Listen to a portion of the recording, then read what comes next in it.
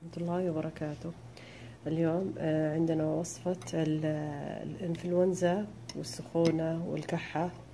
نغلي 2 كأس ماء مع حبتين ليمون وقشر برتقال إذا وجد، وممكن نحط عليه زنجبيل، وبعدين ناخذ فص ثوم نقطعه ونحطه على الكاس بعد ما نسكر عليه النار، ونحط عليه ملعقتين من المورنزي، هذا هو، والريشي، لكن عندي أنا هنا حبتين ريشي نيكوفيتا، وممكن ناخذ معه 4 حبات سبرولينا.